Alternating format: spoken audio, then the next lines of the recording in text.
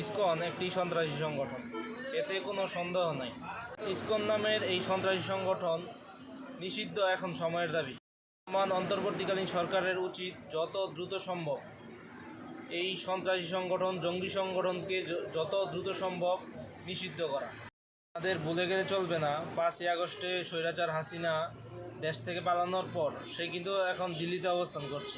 সেখানে সে কিন্তু চুপচাপ বসে নাই।